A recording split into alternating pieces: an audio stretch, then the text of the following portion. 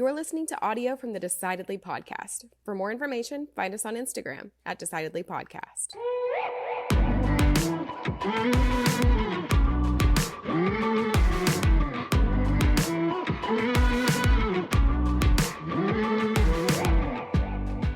Do you ever have anybody come into your office who's just plainly overconfident?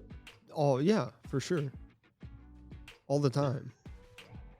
Really? All the time? I mean, it's not like a daily occurrence or even a weekly, but I mean, it's happened enough for me to lose count.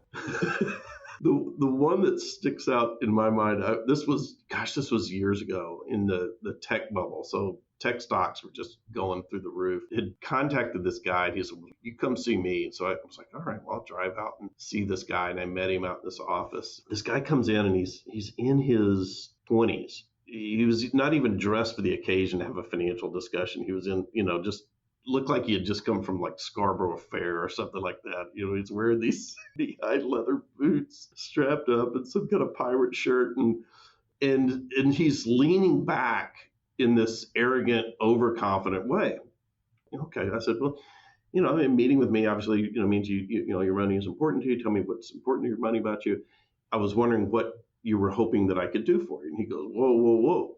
What can you do for me? You tell me what you can do for me. And he kind of leans back and crosses his arms.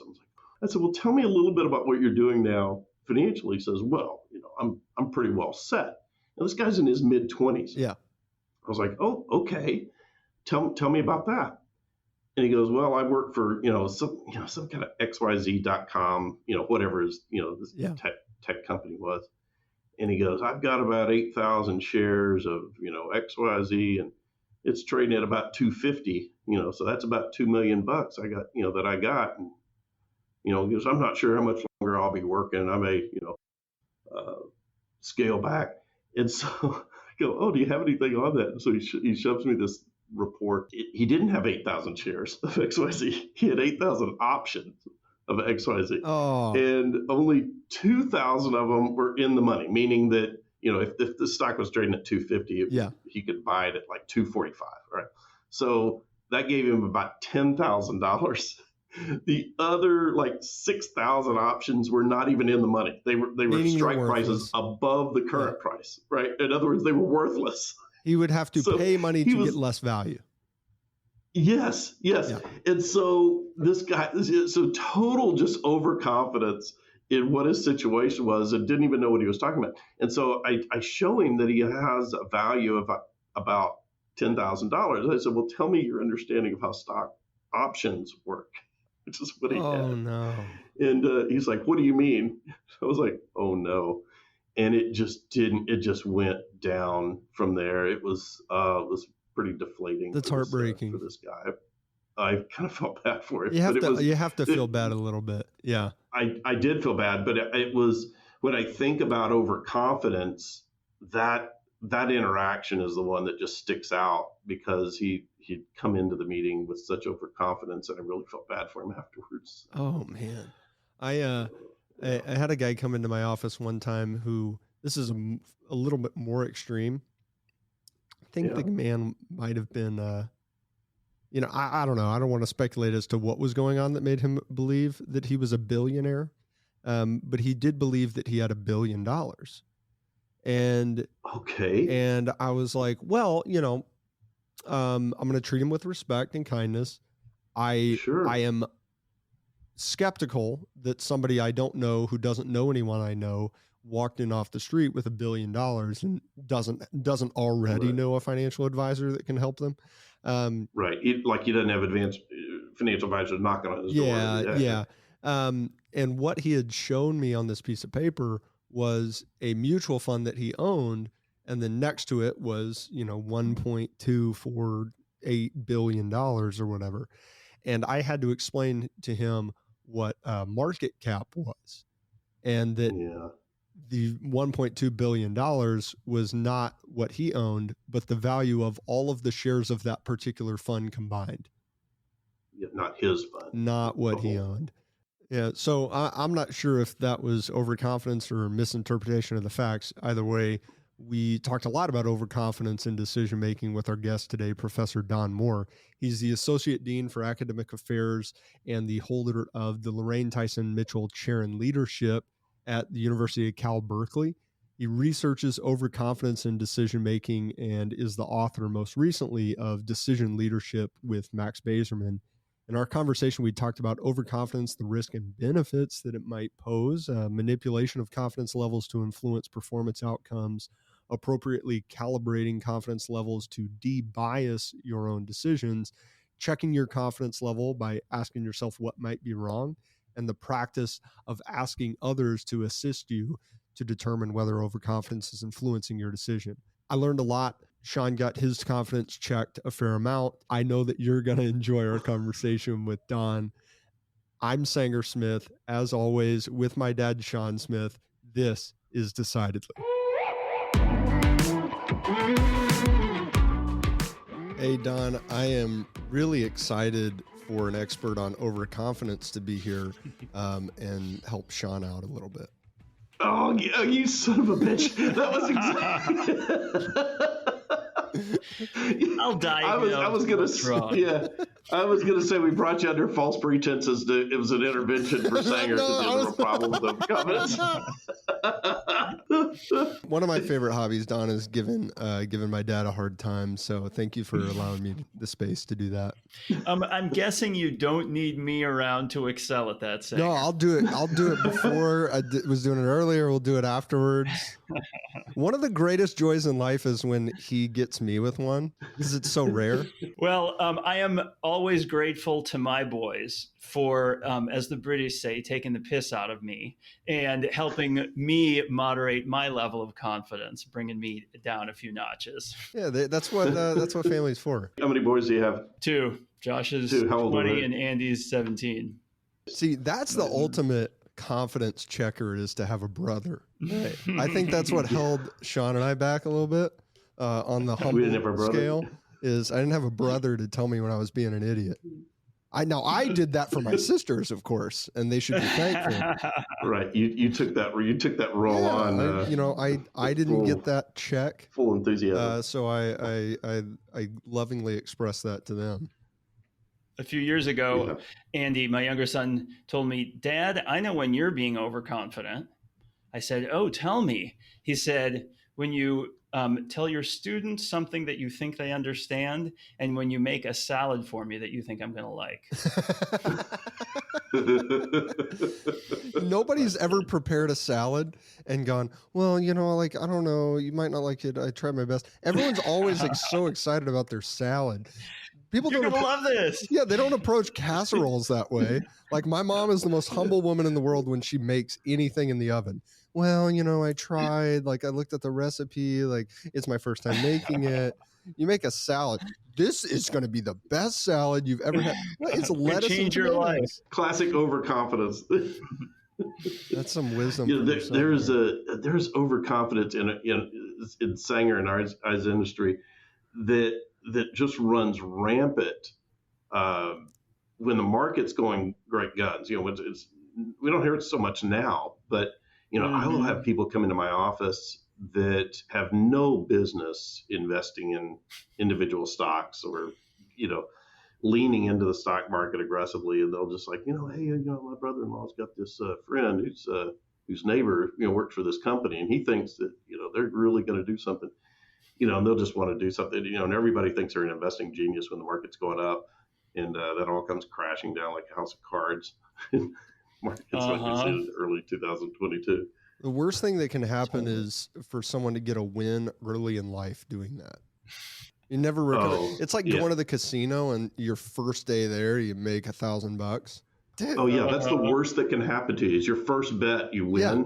Oh yeah. Yeah, you lose the humility that is so essential for keeping you solvent later on. But I see that overconfidence in not just individual investors. I saw it one time. There was I was having a breakfast meeting with analyst from one of the large investment companies. He's sitting there handed me some cut sheets on his investment fund. He says, our performance, we beat the Barclays Ag, we beat the Ag index.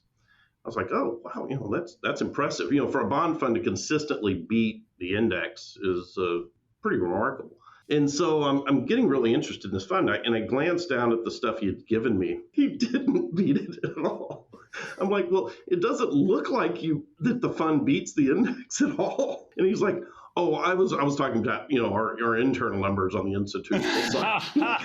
Oh, you mean the index you made up? Not available. Yeah. The thing that's not available to retail investors at all. Yeah. Oh my God, it was so stupid.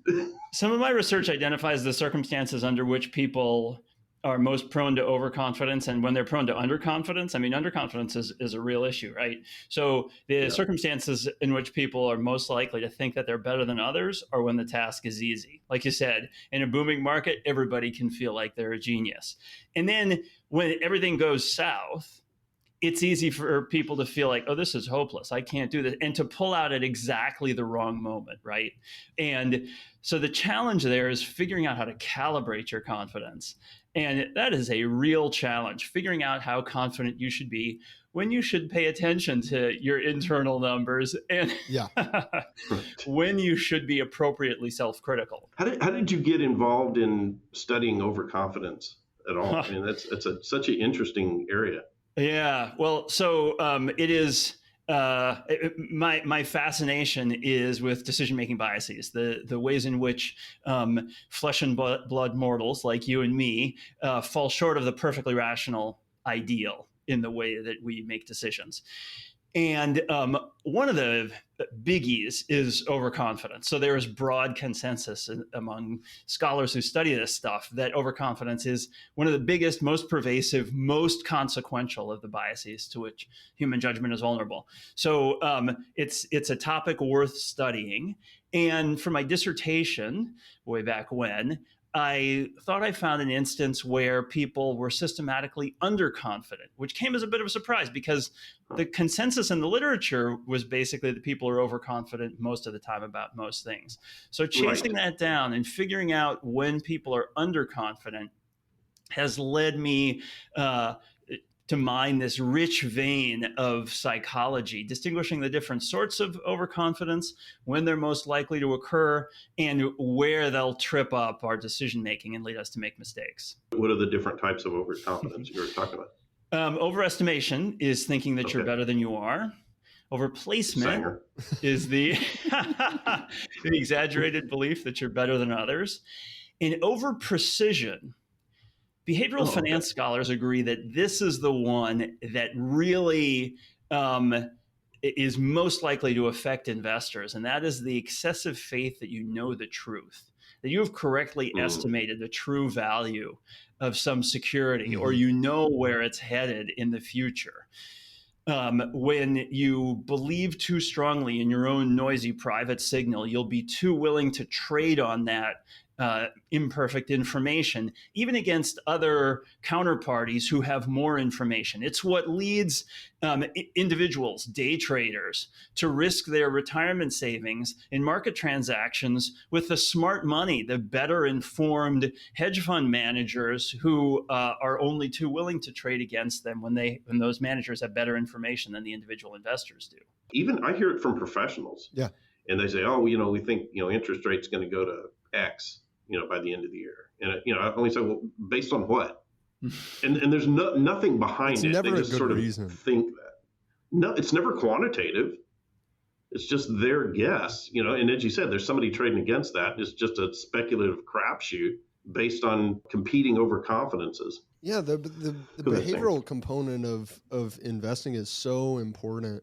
And I think I don't even hear the word behavioral finance. Both Sean and I are, we would consider ourselves behavioral financial advisors. So I can appreciate the art and the science of that. That's an area certainly of overconfidence, or there are areas of underconfidence with money. And not to put you on the spot, but are there areas of underconfidence with money that stand out to you? Oh my God, there's so many people who would benefit from putting their money in the market. And this doesn't mean becoming that my mom should become a day trader. So there's so much knowledge they're aware that they don't have. They're intimidated and they stay out completely. And that underconfidence means that they're losing out on potential benefits that they should be enjoying. So is that underconfidence or is it irrational like fear? Fear or something. Yeah. Yeah, it's a good question. I mean, if they're worried about the possibility that they could be exploited in a market transaction that they don't completely understand, I mean, there's decent basis for them to worry about that, right? If they're pretty clueless, my mom, there's a lot she doesn't know. Yeah, I mean, some people they don't know the ABCs about money, and in my opinion, the people who don't know the ABCs usually they don't know. It's the people who've learned the alphabet a little bit and they think they're Shakespeare. Right. Okay. So you two have heard of the Dunning-Kruger effect, the dangerous zone where people who know too little to understand how little they know can get themselves into real trouble. Right. Oh, my buddy told me about this, startup that he says is just going to go gangbusters. So I'm putting my retirement savings in that. Those are the people who are at greatest risk. And so the challenge there is calibrating your uncertainty, figuring out how little you know, and adjusting your strategy going forward appropriately. Obviously, if you're really clueless, getting a little bit of advice to help you figure out what there is to know and the sort of sensible options for someone who's coming to the market as a relative neophyte. Yeah. I'm glad you mentioned the Dunning-Kruger effect. I feel like you can't really have a conversation about confidence without talking about that study. I was reading something earlier this week that I don't know if this is just my penchant for finding the contrarian points of view on every topic ever, but this article was basically saying why it's not real. Okay. And I thought, you know what, nobody better to ask than Don on that. The entire point of the article, if I could sum it up in like one sentence, would be that they're saying the effect of the Dunning-Kruger is explained almost entirely by the phenomenon of regression to the mean. Is that real? Do I need to like delete all the memes that I've posted about Dunning-Kruger effect? So I'll leave the harsh criticism to your dad, but I will note that both can be true, and there's pretty good evidence for both. So regression to the mean is definitely true, and regression to the mean just describes the statistical reality that any extreme observation, high or low, can be expected to regress to its mean in the future. So when I talk about this in class, I talk about athletic performances, right? That the rookie of the year is the player who has been both talented and lucky. How you get to be the very best new player in the league, there's a dose of luck in there almost inevitably, and some ability. And the ability will stick around for the next year, but the luck won't. And that is the origin of the curse of being on the cover of Sports Illustrated, right? The rookie of the year who winds up on the cover, their career is never the same after that. Well, that's because part of why they were so good was that they were lucky, and the luck won't stick around. Right. Okay. So we can all expect to regress to our mean performances. The mutual fund that did best last year is unlikely to be the very best the next year, because it's going to regress to the mean performance of funds like it. Yeah, it might have some unique aspects of an investment strategy that might lead it to deviate from the mean, but unless you can count on that strategy being perennially a winning strategy, then don't bet on that fund again. Okay, so mutual funds, investment managers, specific investments regress to the market mean in subsequent periods. So that's one of the dangers of chasing last year's winners, of course. So the Dunning-Kruger is all about individuals and the degree to which they understand their abilities and strengths. So those who think they're the best, if they've made any error estimating their performance, they will actually be worse than they think they are. And those who think they're the worst will, if they've made any error estimating their performance, will have underestimated their performance. Okay, so how do we reconcile that with the fact that Dunning-Kruger shows that those who are the worst tend to overestimate? Well, if you're conditioning on actually being the worst, here we're getting down into the weeds of measurement and conditional probabilities a little bit. But if you condition on those who actually are the worst, they will have overestimated their performance.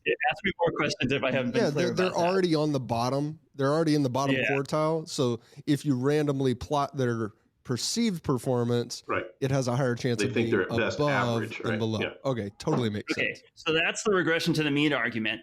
In addition, Dunning and Kruger have a point, which is to say that those who are so clueless, they don't even understand how to quantify performance or understand the limitations, their own limitations coming to the task, they will be especially prone to overestimate. So you got both of those things going on. So estimates of performance are regressive, flatter than actual performance when you're conditioning on actual performance, of course, because they're noisy measures. And so the worst will overestimate, and they will do so even more so than the best underestimate, because the best often have a good sense of what constitutes good performance, and so there will be less noise at the top end of the distribution. Okay, makes total sense. I'm so glad I asked you, because I'm going to give you the internal monologue of me reading that article sitting on my couch last week. Oh man, this effect is bullshit. I can't wait to tell Don about this. And then, but hold on, I get to the end and I go, oh, wait a second. I don't know what I'm talking about. I just experienced the effect. Read one article. I'm an expert. Well, so obviously when you look at overconfidence, there's some inherent risk in a lot of fields, in investing as well, particularly, that would cause you to take on tasks that you're likely to fail at, to cause you to take risks that you shouldn't take. Right. So overconfidence has some inherent and obvious risks.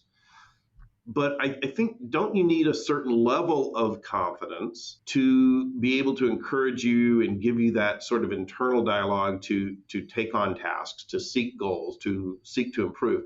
So how do you determine where that really narrow gap is, right, between appropriate confidence and overconfidence?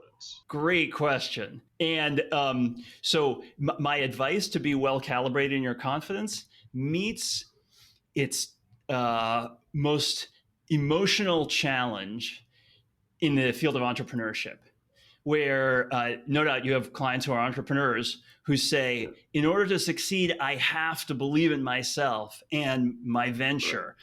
There are VCs and advisors to entrepreneurs who say you have to be delusionally confident in your prospects for success. That's your only chance for persuading investors. And then I think about the other side of that advice and the entrepreneurs who have sunk their life savings and the best years of their lives in ventures that ultimately fail.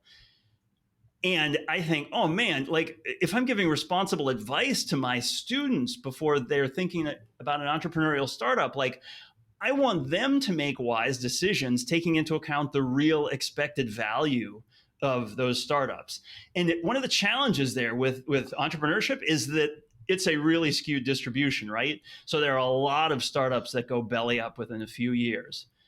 And then there's Bill Gates and Elon Musk and Jeff Bezos. And of course, those folks way out on the right tail of that distribution are hyper salient to the person who's starting their company. That's where they want to wind up. If the possible payout is sufficiently high, it can still be rational to invest, even if the probability is really, really low. But that is the essence of risk taking, right? You know that there's a less than 1% probability of succeeding, but you expect the payout to be 1,000 to 1, and so you think the expected value is positive. Look out. If you mess up estimating that probability because you've talked yourself in to the merits of your wonderful idea, that could turn out badly. That's a really interesting point. I was reading this study from the Center of Entrepreneurship, and they talked about the difference between success rates in male business owners and female business owners. So I think everyone, just based on observation, can recognize that women are more or less likely to become entrepreneurs than men, right? And in the study, they asked these existing women entrepreneurs and men entrepreneurs, is your business successful? 42% of the women, I think, said that their business was successful, and 62%, so over half of the men, said they're successful. And if you just look at that, it's like, oh, dang, I guess the women aren't doing so well. Well, the women were actually doing better. The women were doing better than the men, but the men thought they were doing better. And so long term, the women in this study outperformed the male entrepreneurs, even though they were less likely to go in. And I think it's an interesting dynamic where most women, at least I've heard from the women in my life, that they struggle with confidence, that they kind of envy the men in their life that seem to have this undeserved confidence. And there's, I'm guessing, a lot of sociological issues that go into that. But there's some benefit to not being instilled with that confidence. Yeah. So my colleague here at the hospital, Terry O'Dean, has this paper, Boys Will Be Boys, examining differences between men's and women's investment strategies, and notes that the women in his sample were less likely to engage in active trading. They're more likely to put their money in something and let it ride. And so they paid fewer transaction costs and on average performed better. And so that makes a less confident approach look pretty good, and ought to make us skeptical of advice from books like The Confidence Code, which noted disparities between male and female overconfidence and basically gave the message, ladies, we got to step up our game. And I'm like, no, if what you're saying is you should be more overconfident like the guys, that doesn't seem so smart. I wonder why we don't see that become a circular effect that women because I've seen studies that show the same thing, that women trade less actively, therefore get better investment results. And it seems like that it would, we were talking about reversion to the mean, that the women would go, hey, we're better at this, like, and lean into it and become more active as a result of overconfidence, thereby pulling down their results. And round and round we go, right? There are some circumstances in which you get that sort of market correction to gender disparities. So this really smart researcher at University of Chicago, Alex Emis, has looked at reputations in an online setting where people are giving math advice. And for the women to obtain status on this website, they have to be better than the men on average, because they're swimming upstream against this stereotype that women aren't good at math. Women who have obtained status get so much more credibility than men of similar status, because the users on the site know that women have to be better in order to gain that reputation.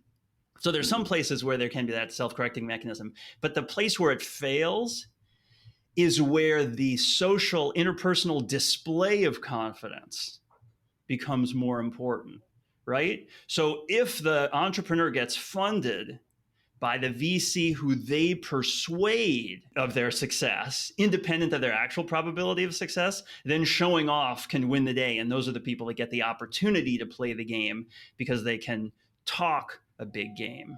Say that again. So where the display of overconfidence has some sort of actual benefit. Yeah. I mean, it's easiest to think of politicians. Yeah. And the reckless and wanton displays of confidence that they show off heading into an election, like the campaign promises that they make. If you can talk a bigger game than your rivals, then sometimes you'll get the chance to play, right? You get elected and get to try your hand at actually delivering on those promises, or you get the VC funding or the bank loan that makes it possible for you to try out your startup idea.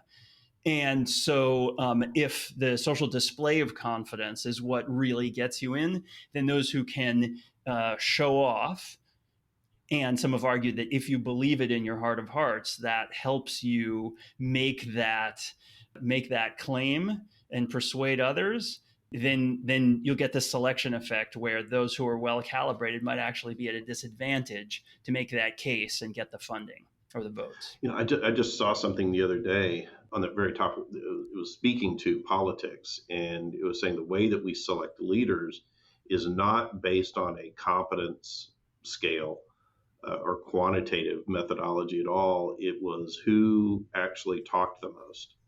So they look at selecting a jury foreman, selecting project heads, selecting all these types of things. It was who had the volume of words, and so it would seem that overconfidence probably leads to that effect, and that's why we probably see a lot of politicians that seem to display this overconfidence. I think maybe that's one of the rare areas where overconfidence can be an advantage rather than disadvantage.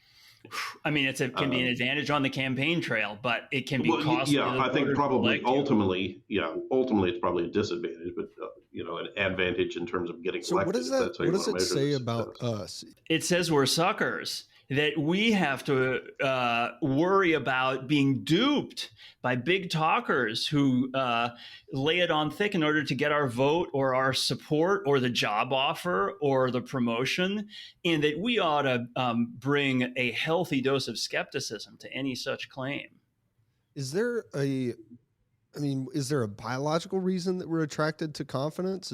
What purpose does it serve if we can identify so many negative outcomes? So there have been some who've tried to make the case for an evolutionary argument for the benefits of confidence, and it really centers on this sort of social display of persuading others that if you can show off, it might enhance your probability of attracting a mate, of winning a fight, right? So there's this interesting model that if you can persuade your rival that you're bigger and tougher than you are, then you might be able to avoid a fight that you could lose. And then that raises all this complexity around deception and the ability to detect deception, and the evolutionary arguments there get complicated and interesting fast. Yeah, or even just win a fight before you show up to the fight. I mean, nobody wants to watch a professional fighter who's like, well, I could lose today. I don't know. My opponent's pretty strong. Okay, those who wind up in the ring are not those who are well calibrated in their confidence. Well, it's interesting because I've heard so many interviews and talked to fighters who will admit a lot, mostly behind closed doors, man, I'm pooping my pants leading up to a fight. Like, I'm scared to death. Like, this guy he could destroy me. He could ruin my life. It could really hurt. They get on the mic, they get the press conference, they get the weigh-ins, they get leading up to the fight. They're not going to show any of that. And I guess some of it is, hey, I don't want to show any weakness. But the best fighters, even without necessarily doing it with like a forced bravado or anything, have already convinced their opponent that they're going to win. Right? Like, I don't think anyone showed up to fight Mike Tyson and thought that they had a chance. They didn't. And these are the tough guys. Yeah. So when you look at people who engage in dangerous activity, skydivers, base jumpers, big wave surfers, those are people, they aren't trying to impress any rival. Yeah. The wave doesn't care how confident you are. Yeah. And those are people who think a lot about how to protect themselves from risk and who are keenly aware of how being too sure of themselves and not taking precautions, that's going to shorten their life expectancies by a lot. I guess they have to, right? I mean, that confidence doesn't do them any good. That doesn't have a positive outcome. Yeah. In real life, we see confidence and performance correlated, right? The confident athlete is more likely to win. Yeah. But it's really hard to tell the degree to which the confidence caused the success, or they were both caused by actual ability or practice or preparation. So my lab has attempted to study.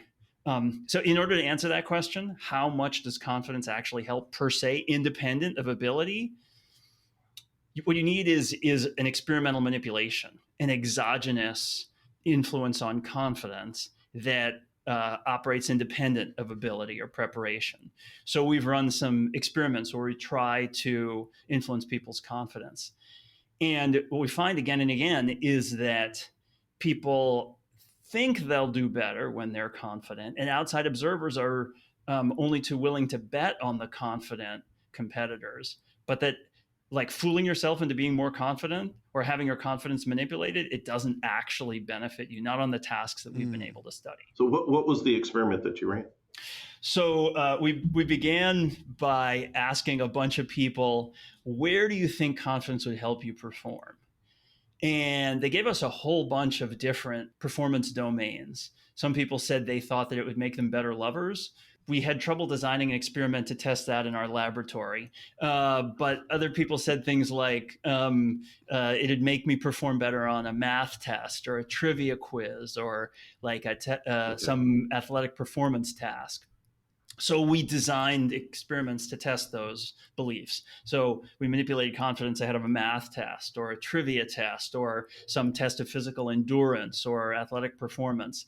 And like I said, each time we found that our participants, they thought confidence would help, but we couldn't detect any actual effect of the confidence. So if confidence is so harmful, overconfidence is harmful, short of getting, punched in the face, knocked out, failing your math test, going broke as a business leader, short of failing and having a humbling experience, what can we do to calibrate our confidence appropriately and avoid the painful, humbling moments? The single best debiasing strategy that's been identified by studies on judgment and decision-making and social psychology and a bunch of different domains is ask yourself why you might be wrong. You have information that's useful to help you calibrate your confidence better. It's also really helpful to seek out honest feedback from others. So courageous managers pick deputies, promote colleagues who have the courage to tell them when they're wrong. It's the bosses with weak egos who only appoint those who tell them yes and praise them. You don't want that. As the person running an organization, the person making the important decisions, you want to have courageous critics around you who are willing to tell you when you're messing up. And that information, that criticism, that negative feedback is essential for making wise decisions and helping you check yourself and stop yourself before you commit to making a bad decision. Okay, so having people in your corner who are going to check you when you're making mistakes, but also asking ourselves, how can we ask ourselves? I can ask that question to myself. I don't know if I'm going to remember if I'm already confident. I don't need to because, I've got the confidence. So one way that poker players help each other get better calibrated is by asking, want to bet? So Annie Duke in her book Thinking in Bets is just priceless on this and tells wonderful stories of propositional bets where one poker player will be talking about how they could eat 100 White Castle burgers or the late night adrenaline junkie says, yeah, sure, I could live happily in Des Moines, Iowa. And then their buddies say, want to bet? I'll put $10,000 on you not being able to last a month in Des Moines. So this was a real bet where the person who said he could live in Des Moines, his buddies were like, okay, you're going to live on one street in suburban Des Moines, Iowa. You can't leave that street. On that street, there is one restaurant and one bar that both closed at 10 p.m. They said, if you live there a month, we'll pay you $10,000. He got on the plane the next morning And after he'd been there a week, he called his buddies and was like, yeah, this is easy. No problem. How about I let you guys out of your bet? And you just pay me $5,000 right now. And they smelled desperation. They said, not a chance, not a chance. You got to stick it out. And he said, okay, come on, let me out of it. I'll pay you. How about if I pay you? He wound up settling for like $5,000. Oh, that's hilarious. So challenging each other by asking, want to bet? Like, put some real stakes on that. What is the probability associated with this outcome in which you profess to have so much confidence? When we think about putting real money on the line, even if it's just a reputational bet with dollar stakes, it helps discipline our thinking and helps us get serious about calibrating that confidence. Yeah, that's a great point. So I think when you look at being honest with yourself and sort of asking that question, putting some real skin in the game probably helps you be honest with how much you're willing to wager to test your confidence in this premise Sean does that to me without knowing that. I do that nonstop. Sean, you would do that to me all the time. I could totally do this or that or the other thing. I hit a cool pull shot.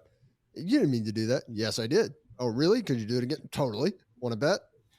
Don't have to.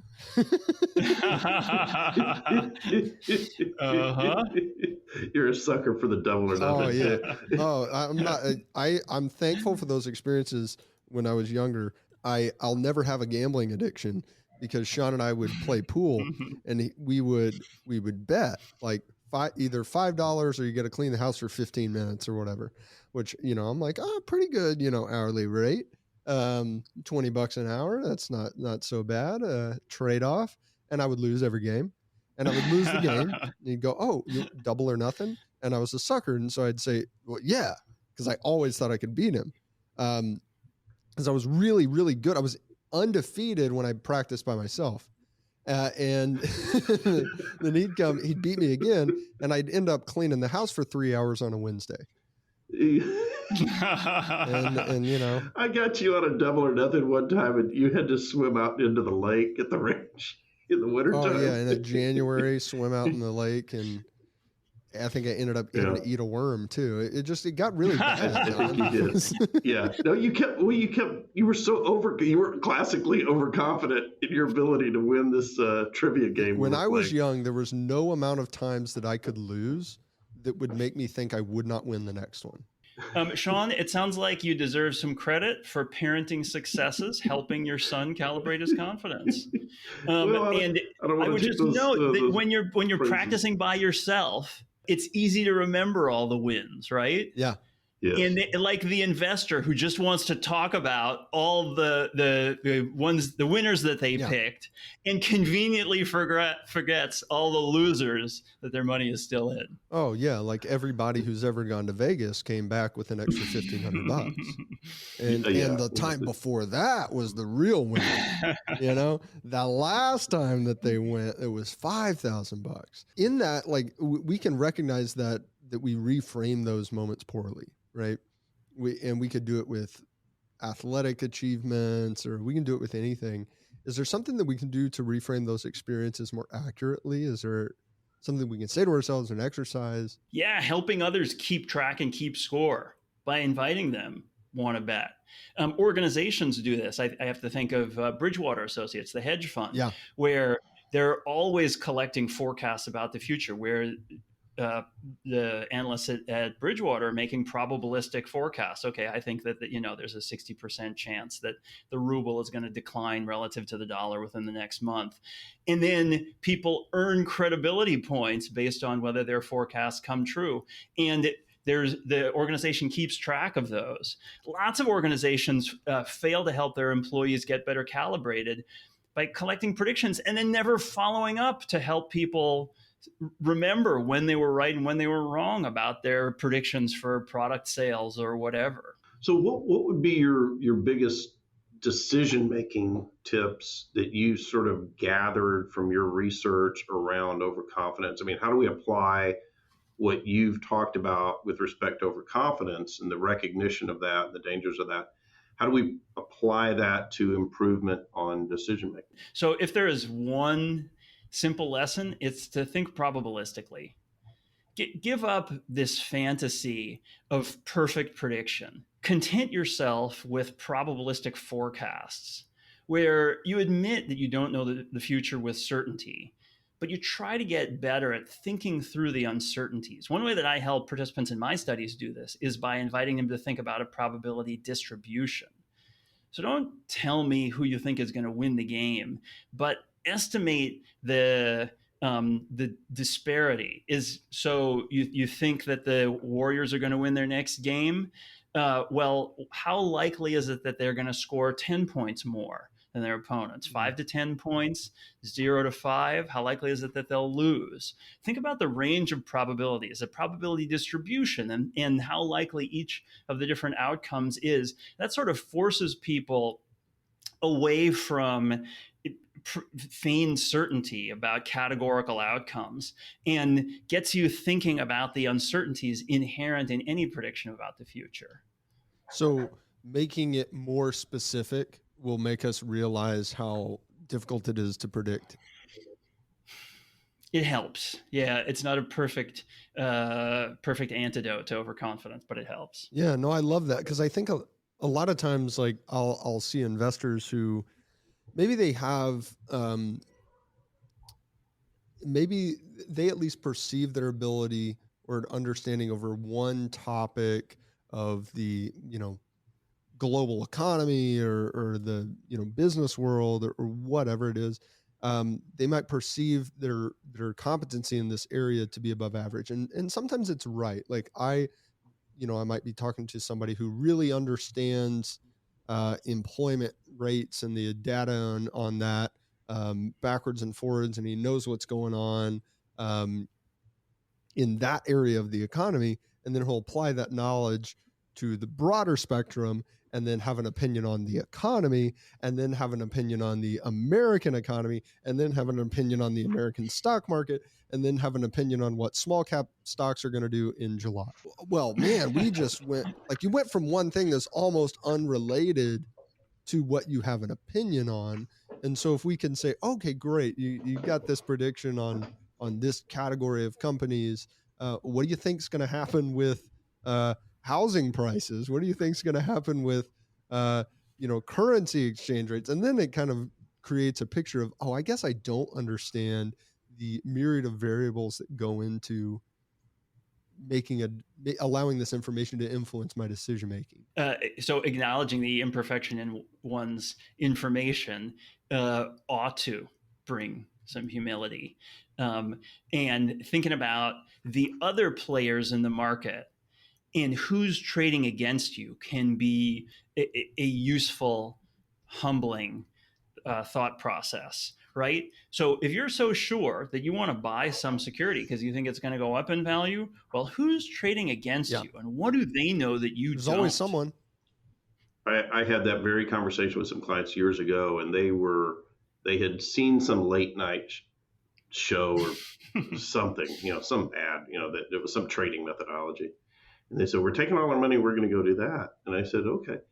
I said, so you're going to trade stocks. I mean, now that's different from being an investor, right? And that's active trading. You're in and out every day, right?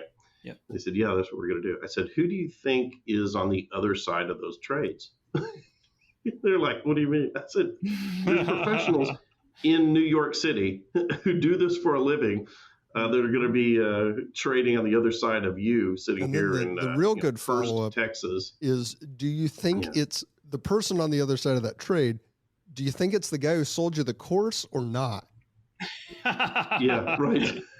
Any other decision-making words of wisdom for us, Don? Oh man, yeah.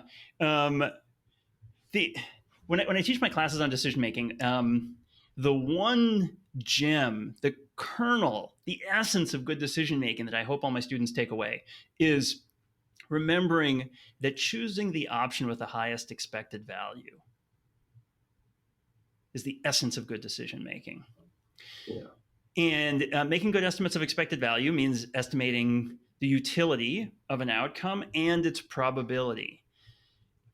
In concept, that seems like an easy calculation. In reality, it can be devilishly difficult. And one of the ways that we mess it up is having our utilities contaminate our probabilities, where we will overestimate the probability of some good thing happening because we want it to happen so much. And it'd be so great if it happened. That's a mistake. We want to get the best estimates of utility and probability that we possibly can for making those calculations.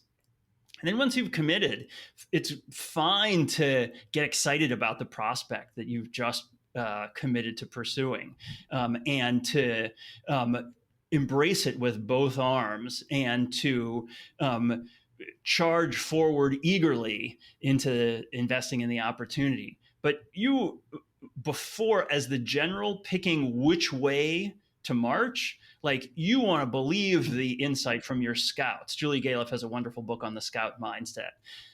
You don't want scouts who are delusionally overconfident about the prospects of success in one direction or the other. Like, you want the best information you can possibly get before you commit to some strategy.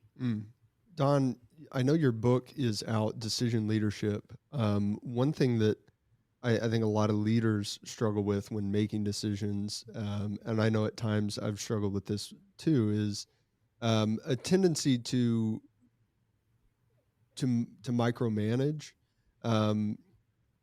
I would have never thought that I had a problem micromanaging, but then I noticed that I was getting frustrated with employees who would ask me to answer questions for them that I thought they should be answering for themselves. And I saw my frustration with that and said, well, that means I'm not micromanaging, because I'm acknowledging that that I shouldn't be, that they're frustrating me with their insistence that I micromanage.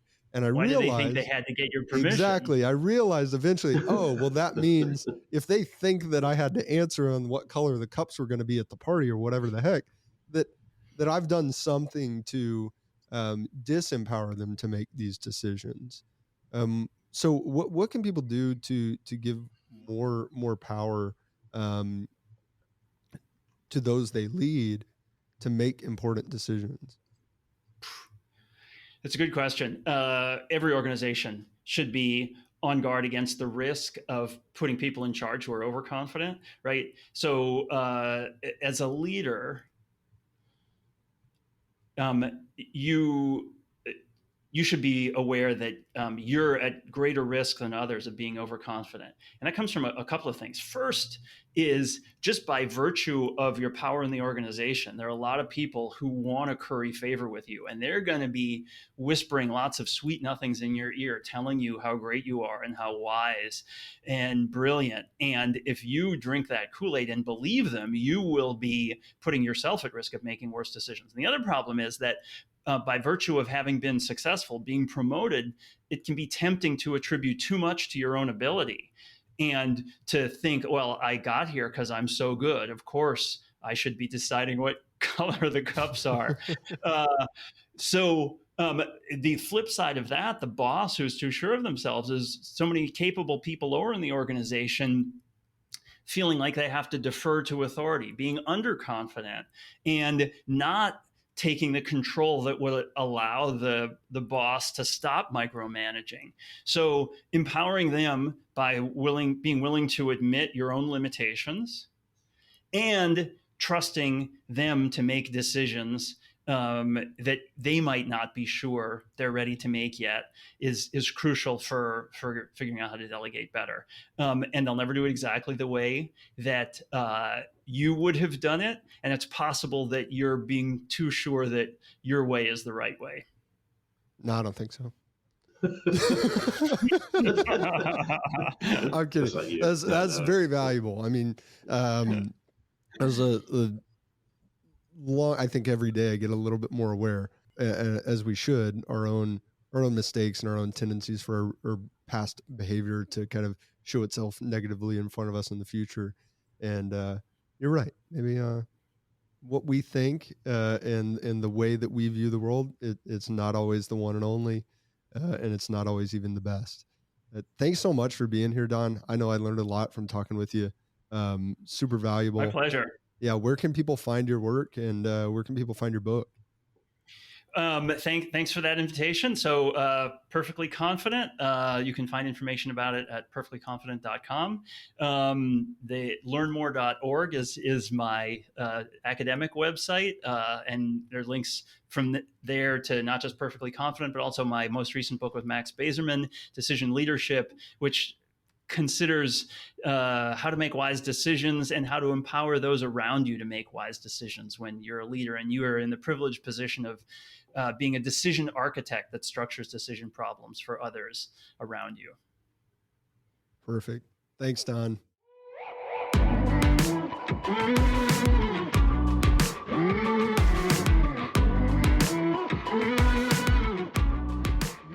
are a few things that I picked up from the discussion. One was looking at sort of doing a constant reassessment, being honest with yourself about probabilities of success or the probabilities of how you're going to result in engaging in a behavior, and listening to the outside voices who should know. So that would be coaches, teachers, colleagues, those types of things. So positive voices on giving you feedback on those assessments. So I think that those things as they relate to overconfidence and decision making were kind of what struck me.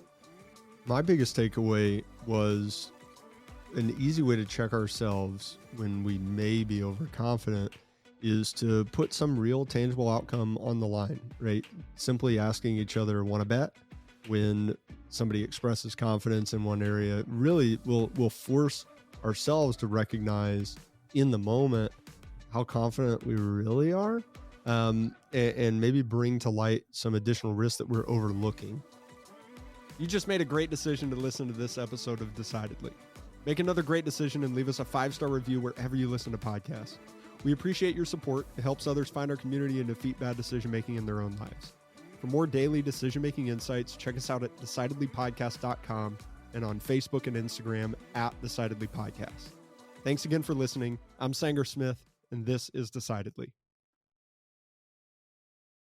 Insights, advice, and comments provided by Sean Smith, Sanger Smith, and speakers identified as part of the Decidedly podcast should not be considered recommendations. Speakers not identified as members of Decidedly are expressing their opinion, and their statements should not be construed as reflecting the views of the Decidedly team. This podcast is produced solely for informational purposes, not personalized advice.